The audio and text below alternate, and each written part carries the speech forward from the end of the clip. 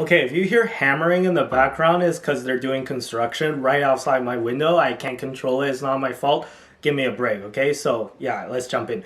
Anyways, what's up, guys? Welcome back. So, today we are talking about our latest bet on the crypto world, which has been something that I've been watching for a while, and that is, of course, Chainlink. So for full transparency, before we get started, this is a very small portion of my crypto portfolio. So when I said I bought Chainlink, I bought very little comparatively to the rest of my positions. So my biggest holdings are still by far, and I do mean by far, Bitcoin and Ethereum. So in terms of my altcoins though, Chainlink is one of my biggest holdings among my altcoins. But you know, my altcoins are only like 10% of my crypto portfolio, okay? So it's right on par with my Cardano ADA position, which both of them are just less than 3% of my portfolio right now. So if you were wondering where to buy Chainlink and you're in Canada, you can buy it off of Noon or Coinbase, which I have both of those platforms, and I have referral links for both of those down below in the description if you want to sign up for any of those platforms. It's totally up to you if you want to use my link or not. If not, it's fine. If you do, it will help me out, helps out this channel, and would be greatly appreciated at no additional cost to you. So anyways, today we are going to go through what Chainlink is and why am I so bullish on it. So this should be a very interesting video, and without further ado, let's jump in.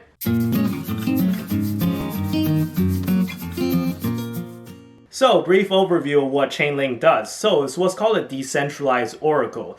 So, what is an oracle? Now, unfortunately, unlike the ancient Greek version of an oracle, this version does not involve half-naked women dancing. So, I'm sorry to disappoint you guys. It's only slightly less interesting than that, okay?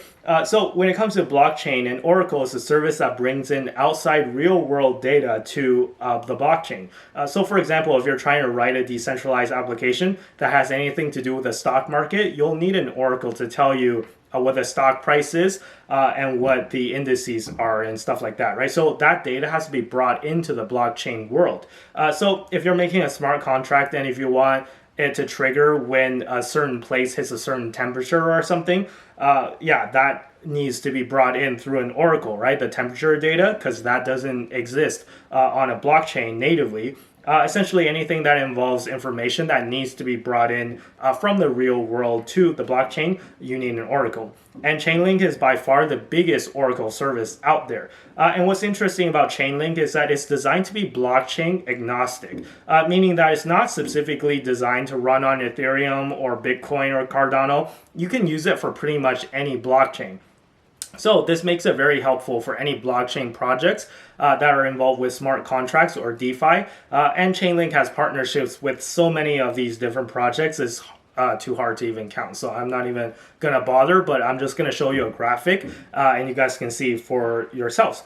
So bullish thesis part one. A decentralized oracle is something that everybody needs if you want to get started on building smart contracts, building decentralized applications, or dApps as they're called, or building DeFi protocols. In terms of the blockchain world, I would argue that this is a needs-based service, okay? So not to knock against any other projects, but I've seen so many other crypto projects try to do things that are super impractical, like, oh, we're going to build an AI machine learning algorithm to automate data analytics. And I'm like, okay, well, I hope you guys succeed, but I have no idea what you guys are trying to do, and I'm not even sure if this is a need that needs to be solved, right? So to me, Chainlink seems by far the biggest market leader in this product space, and this is a needs-based product, as I said, and I think that the future is very bright for Chainlink. So yeah, that's part one. And part two, secondly, I do think that the valuation of Chainlink is very interesting at the moment. So I know it's hard to talk about valuations when it comes to crypto, but please bear with me here. So right now, Chainlink is sitting at about a $14.5 billion market cap, which is very small compared to Ethereum's market cap of $460 billion. So the reason why I'm comparing Chainlink to Ethereum is because Ethereum is by far the biggest platform for smart contracts and DeFi and dApps, and the price of those two tend to be linked, right? So get it, linked. And on average, the Chainlink to Ethereum ratio tends to be about 0.02, which means that each link is worth approximately 0.02 Ethereum.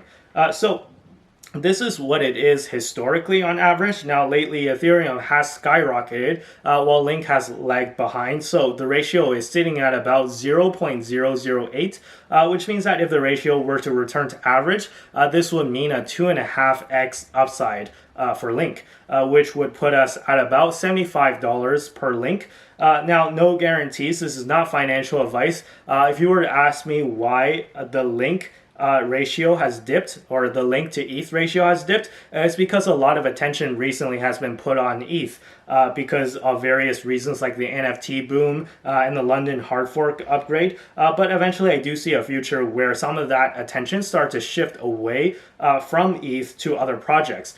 So as the price of ETH begins to skyrocket, more people will be wondering if there are other relatively undervalued projects that are related to ETH that can invest that can be good to invest in, right? So I think that Chainlink is one of the prime candidates to do well when that time comes.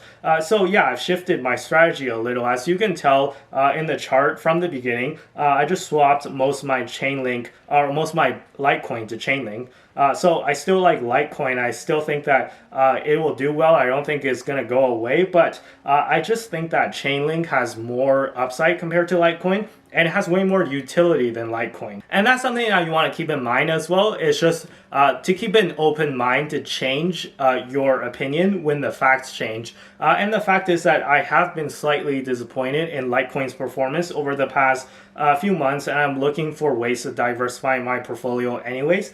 So yeah, we'll see how it goes. I'm pretty satisfied with my crypto portfolio diversity recently. So I was aiming for around 50% Bitcoin, 30% ETH, and 20% altcoins, but ETH ran up so much that it's now like 40%, which I'm totally okay with, by the way. So I'm gonna keep that there, and I'm not gonna sell any ETH.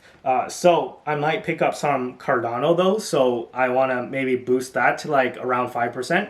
But overall, I'm pretty happy with the setup, and I'm gonna try and preserve this allocation.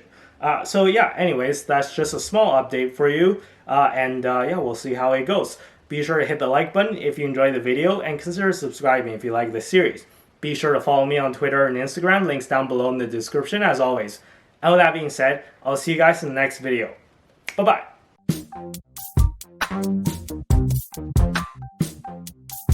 Not involved.